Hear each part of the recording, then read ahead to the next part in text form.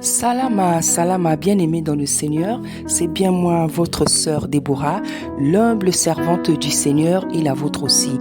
Voilà, bien-aimé, soyez puissamment bénis au nom puissant de Isaïe. Voilà, je viens libérer un message que le Seigneur m'a donné. Alors, le Seigneur m'a dit que il y a des sentinelles qui se cachent. Il y a des sentinelles qui se cachent, c'est-à-dire des gens qui reçoivent beaucoup de messages, des gens qui reçoivent des messages depuis très très longtemps, mais qui ne les donnent jamais, qui ont reçu et qui reçoivent beaucoup de messages, mais qui ne les donnent jamais. Voilà ce que le Seigneur m'a dit. Il m'a dit les sentinelles qui se cachent, les sentinelles qui se cachent. Donc il me parlait des personnes, de nombreuses personnes qui reçoivent et qui ont commencé à recevoir depuis plusieurs années des messages, mais qui ne les libèrent jamais. C'est-à-dire que ce sont des personnes qui écoutent seulement sur les réseaux sociaux des messages que eux-mêmes ils ont reçus. Ils les écoutent et ces messages-là qu'ils ont reçus, qu'ils écoutent, eux aussi, ils les ont reçus. Et ils les ont reçus depuis très très longtemps. Voilà, donc le Seigneur m'a parlé de cette catégorie de personnes. Et le Seigneur vient parler de ça. Le Seigneur vous dit de libérer ces messages. Le Seigneur vous demande de libérer ces messages. La Bible nous dit que le Seigneur n'a que bouche nos bouches. Il n'a que main nos mains. Nous devons libérer les messages que le Seigneur nous donne. Parce que lorsque le Seigneur donne des messages, c'est pour sauver des nations. C'est pour sauver des peuples. C'est pour sauver beaucoup de personnes. C'est pour sauver l'humanité, bien-aimée dans le Seigneur. Libérez les messages que le Seigneur vous a confiés depuis tellement d'années. Libérez les messages, bien-aimés dans le Seigneur. Libérez les messages, s'il vous plaît. Libérez les messages.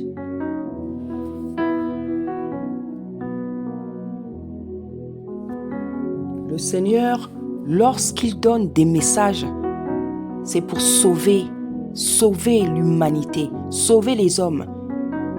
Lorsqu'il donne des messages, c'est pour sauver les hommes. Puisque nous savons que le Seigneur va revenir et il va venir reprendre son église. Et il va reprendre une église qui est pure, une église qui est sans péché, une église qui est sanctifiée. Et pour cela, il nous a donné toutes les règles à suivre dans la Bible.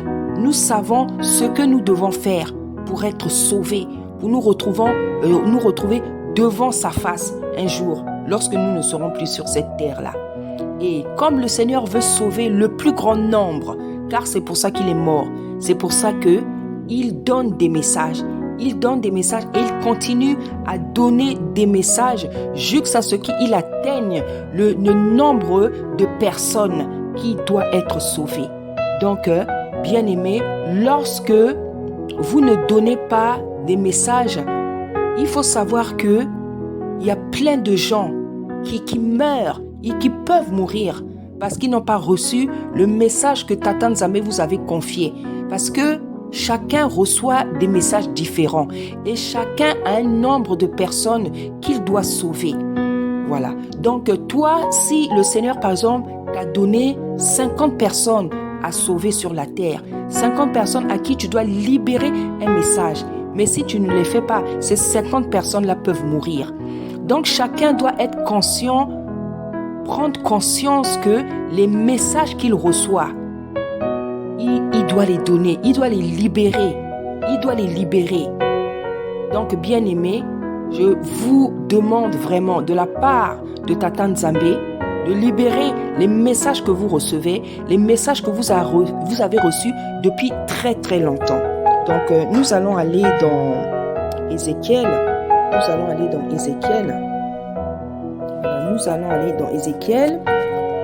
Ézéchiel le chapitre 3 à partir du verset 17.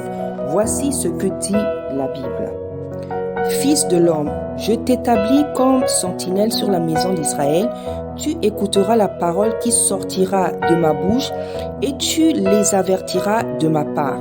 Quand je dirai aux méchants, tu mourras, si tu ne l'avertis pas, si tu ne parles pas pour détourner le méchant de sa mauvaise voie, et pour lui sauver la vie, ce méchant mourra dans son iniquité. Et je te redemanderai son sang. Mais si tu avertis le méchant et qu'il ne se détourne pas de sa méchanceté et de sa mauvaise voie, il mourra dans son iniquité. Et toi, tu sauveras ton âme. Si un juste se détourne de sa justice et fait ce qui est mal, je mettrai un piège devant lui et il mourra parce que tu ne l'as pas averti. Il mourra dans son péché. On ne parlera plus de la justice qu'il a pratiquée et je te redemanderai son sang. Mais si tu avertis le juste de ne pas pécher et qu'il ne pêche pas, il vivra parce qu'il s'est laissé avertir et toi, tu sauveras ton âme. Alléluia. Voilà. Donc, bien-aimés, nous voyons qu'il y a 2 raisons pour lesquelles Tata Nzambe donne des messages à son peuple. Tata Nzambe donne des messages pour que le méchant, c'est-à-dire la personne qui ne suit pas ses voies, la personne qui ne le craint pas, la personne qui ne pratique pas sa parole, voilà celui que Tata Nzambe appelle le méchant. Le méchant, c'est celui qui ne craint pas, qui ne suit pas sa voie, qui ne pratique pas la parole de Tata Nzambe. C'est celui qui méprise sa loi. C'est celui qui méprise sa loi, qui méprise sa parole. Celui qui ne la pratique pas. Donc, Tata Nzambe nous donne des messages pour parler aux méchants, c'est-à-dire à ceux qui ne sont pas convertis, à ceux qui pratiquent l'iniquité, rekababa, à ceux qui pratiquent l'iniquité, à ceux qui pratiquent le péché, d'abandonner le péché, à ceux qui pratiquent le mal, d'abandonner le péché. Voilà pourquoi l'une des raisons pour laquelle Tata Nzambe nous donne des messages, afin que nous puissions avertir le méchant, c'est-à-dire celui qui ne le craint pas, celui qui méprise sa parole, que nous puissions l'avertir afin qu'il arrête de pratiquer le péché, le mal, l'iniquité. Et la Bible nous dit que si nous ne l'avertissons pas, Tata Nzambe va nous redemander son sang. C'est-à-dire que nous allons avoir des comptes à lui rendre. Et Tata Nzambe va même nous redemander son sang, c'est-à-dire sa vie. Et une autre raison aussi pour laquelle Tata Nzambe donne des messages, c'est pour avertir aussi aux justes qui se détournent de la bonne voie. Donc le juste, c'est-à-dire l'enfant de Tata Nzambe, celui qui pratique sa parole, celui qui met en pratique ses commandements. Celui-là, Tata Nzambe nous dit qu'aussi, c'est pour lui aussi qu'il nous donne des messages. Parce que vous savez, il y a des gens qui font le bien. Ils ont bien commencé avec Tata Nzambe. Ils ont bien commencé. Ils avaient ce premier amour qui a brûlé en eux, qui ont bien commencé la vie de prière, la foi, la marche avec le Seigneur. Et qui, pour une raison ou une autre, à un moment donné, se sont refroidis.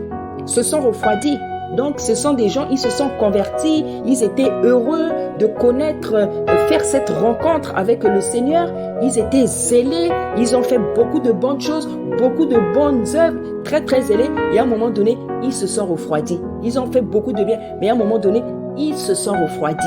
Et ils ont carrément fait marche arrière. C'est-à-dire que tu t'es retrouvé dans des péchés pour lesquels on t'avait déjà délivré. Tu t'es retrouvé dans les péchés pour lesquels on t'avait déjà délivré. Tu t'es retrouvé encore dans les mauvaises pratiques pour lesquelles on t'avait déjà délivré. Et le Seigneur dit que celui-là, s'il abandonne sa voie, la voie de Tata Nzambe, la pratique des commandements, Tata Nzambe dit que toute sa justice sera oubliée. Toute sa justice sera oubliée. C'est-à-dire tout le bien que tu as pu faire, depuis que tu es né, lorsque tu as rencontré Tata Nzambe, tout le bien que tu as pu faire, tout le bien que tu as l'habitude de faire, Tata Nzambe dit que si tu fais marche arrière, toute ta justice, tout le bien que tu as fait sera oublié. Voici, bien-aimés, les raisons pour lesquelles Tata Nzambe nous donne des messages. C'est pour avertir le méchant. Parce que Tata Nzambe, il dit dans sa parole, dans Ézéchiel, il ne veut pas que le méchant meure, mais il veut que le méchant se convertisse. Il ne veut pas la mort du méchant. Il veut que le méchant se convertisse. Tata Nzambe n'a pas besoin que les gens meurent. Il n'a pas besoin que les gens meurent. Il est venu au monde. Il a accepté d'être sacrifié pour que les gens soient sauvés. Donc, il n'a pas besoin que les gens meurent. Il n'a pas besoin que les gens meurent. Et il a fait quelque chose de grandiose, quelque chose de fou à la croix, à travers sa mort, pour que les gens soient sauvés, pour que les gens restent en vie, pour que les gens vivent éternellement. Parce qu'il y a une vie après la mort. Il y a une vie après la mort. Il y a une vie après la mort. Lorsque le jugement arrivera, nous allons nous retrouver devant la face de Tata Nzambe. Ça veut dire qu'après la mort, il y a une vie. La vie continue. C'est pour ça que la Bible parle non de mort, mais de sommeil. Lorsque nos proches, par exemple, ne sont plus sur cette terre, ils sommeillent. Ils sommeillent. Ils ne sont pas morts, ils sommeillent. C'est un sommeil. C'est pour ça qu'il avait dit aussi à Lazare, il a dit, Lazare, réveille-toi, lève-toi, parce qu'il dormait. Parce qu'il dormait, il ne faisait que dormir. Donc, il y a une vie après la mort. Il y a une vie après la mort. Toi qui vis aujourd'hui, tu fais ce que tu veux dans ta vie.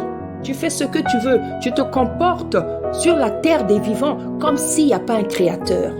Comme s'il n'y a pas un créateur qui a donné une loi, qui a donné des commandements, des préceptes, une loi. Tu fais ce que tu veux sur la terre. Tu fais ce que tu veux. Comme s'il n'y a pas un créateur, un juste, un juge qui est juste, le juste juge qui juge les vivants et les morts. Tu fais ce que tu veux sur la terre. Tu fais ce que tu veux. La Bible dit, malheur à ceux qui prennent des résolutions sans me consulter. Malheur à ceux qui prennent des résolutions sans me consulter. Malheur à ceux qui font ce qu'ils veulent sur la terre. La Bible nous dit encore dans Proverbes qu'un peuple sans révélation est un peuple sans frein. Lorsque nous n'avons pas de révélation, lorsque nous marcherons sans la révélation, lorsque Tata Nzambe n'est pas notre guide, nous faisons du n'importe quoi dans la vie. Nous faisons du n'importe quoi. Et ce n'est pas comme ça que Tata Nzambe veut que nous vivions. Nous avons un créateur qui nous a créés. Personne n'a atterri sur cette terre-là de nulle part. Non. Nous avons un créateur qui a créé toute chair qui se trouve sur cette terre. C'est le créateur qui nous a créés. Donc, chacun ne peut pas faire ce qu'il veut sur la terre. Tu ne peux pas prendre les décisions que tu veux. Tu ne peux pas faire ce que tu veux sur la terre. Les enfants ne peuvent pas faire ce qu'ils veulent. Les femmes ne peuvent pas faire ce qu'elles veulent. Les hommes ne peuvent pas faire ce qu'ils veulent parce qu'ils ont un juge qui juge tout le monde. On ne peut pas faire ce qu'on veut. Nous devons consulter Tata Nzambe. Lorsque nous voulons faire des choses sur la terre, nous devons le consulter. Nous devons marcher avec la révélation. Nous devons marcher avec ses ainsi dits. Nous ne pouvons pas faire ce que nous voulons. Donc voilà les raisons pour lesquelles Tata Nzambe vient nous donner des messages pour nous détourner du mal, pour que nous ne mourions pas. Or, vous avez des sentinelles qui ne délivrent pas les messages. Vous avez des gens qui ne délivrent pas les messages. Vous devez délivrer les messages. Le Seigneur sait pourquoi il vient vous parler. Parmi vous qui ne délivrez pas des messages, peut-être il y a des prédicateurs, des prédicatrices. Parce qu'une personne qui doit délivrer un message, c'est une personne qui doit parler. Donc peut-être tu es pasteur, peut-être tu es prophétesse, peut-être tu es évangéliste, peut-être que tu as un ministère. Tu es là seulement à écouter les messages que les autres donnent. Tu es là à écouter, alors que toi-même, tu reçois les mêmes messages et depuis longtemps, tu les as reçus. Tu les reçois depuis des années. Le Seigneur a dit, levez-vous. Le Seigneur a dit, levez-vous, toutes ces personnes qui ont caché des messages, qui ont bloqué des messages. Levez-vous pour les libérer. Parce qu'il y a des messages qui ne doivent sortir que de ta bouche à toi. Il y a des messages qui ne doivent sortir que de ta bouche à toi. Nous sommes nombreux et nombreuses. Nous recevons les mêmes messages, mais chacun a son onction. La manière dont tu vas donner, on peut recevoir les mêmes messages, mais chacun donne ça à sa manière, parce que chacun a une onction différente. Chacun donne les messages à sa manière, parce que chacun a une onction différente. Chacun a une onction différente. Nous avons vu dans la Bible, il y a plusieurs prophètes. Nous avons Jérémie, nous avons Ézéchiel, nous avons Amos, nous avons Osée, nous avons Jonas, nous avons Zacharie, Ésaïe, tous ces gens-là qui ont reçu des messages, mais qui ont donné, parfois c'était les mêmes messages, mais chacun a donné ça à sa manière avec l'onction que Tata Nzambe lui a donnée. Nous avons même 4 évangiles qui disent la même chose, mais chacun a donné plus de détails, ou insisté sur certains détails. Nous avons aussi les apôtres qui ont beaucoup dit la même chose, mais chacun à sa manière.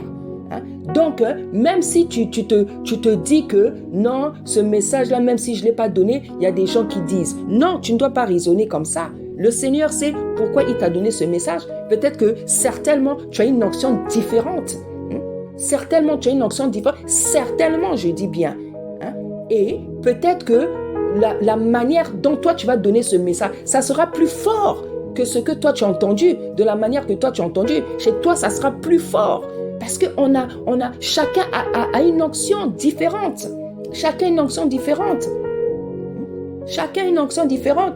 Il y a des gens, quand ils parlent, ça touche directement les gens. Il y a des gens, quand ils parlent, ça peut prendre une semaine, un mois, pour que la personne soit touchée. Il y a des gens, quand ils parlent, ça vous touche directement. C'est une question d'onction. C'est une question d'onction. Tata Nzambe l'a dit dans sa parole, j'ai distribué les dons comme j'ai voulu.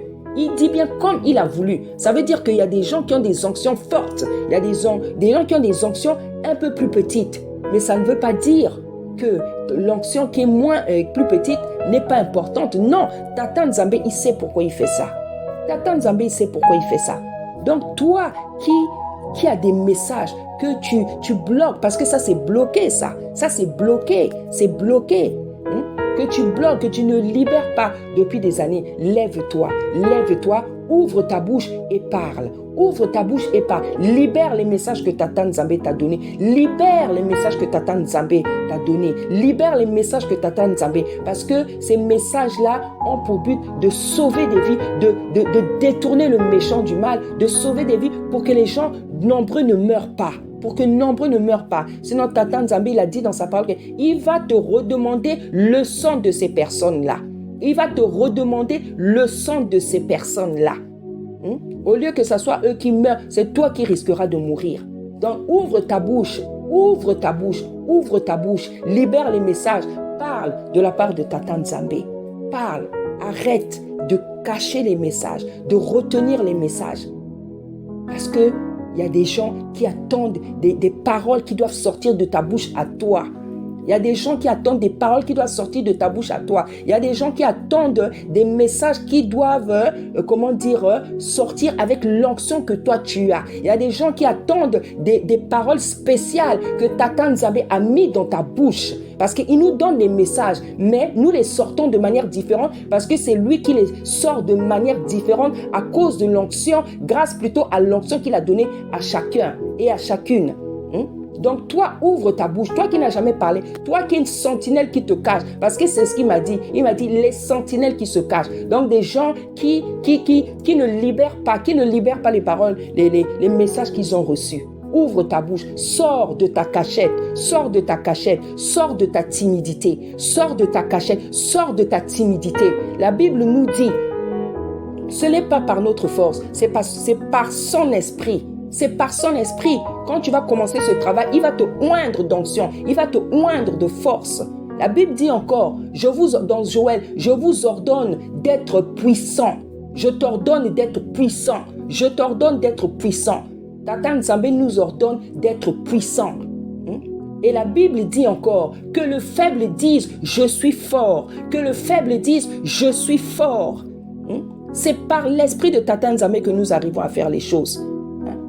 Moi, j'étais timide, je vous dis, j'étais timide. Moi, je ne pouvais même pas parler, surtout en public. Je ne pouvais pas parler. J'étais très, très timide, mais une timidité presque maladive. Mais aujourd'hui, moi-même, quand je parle, parfois quand je m'entends, je me dis, mais ça, c'est vraiment l'œuvre de Tata Nzambe. Parce que même mon entourage, ma famille, toutes les personnes qui me connaissent, elles sont surprises. Moi, je ne parlais pas, j'étais timide. Parce que je n'avais pas confiance en moi, parce que voilà, il y a beaucoup de choses. Donc, je n'avais pas confiance en moi. Je pensais que si je parlais, ce que je disais, ce n'était pas important, c'était... Voilà. Et Tata Nzambe m'a donné son onction. Et quand je commence à exhorter, je commence à prêcher, il n'y a que lui qui peut m'arrêter. Quand je me mets à exhorter quelqu'un, bien aimé, je t'assure, ça peut prendre 1 heure. Moi, je peux exhorter une personne pendant 1 heure. Tu vas même te fatiguer.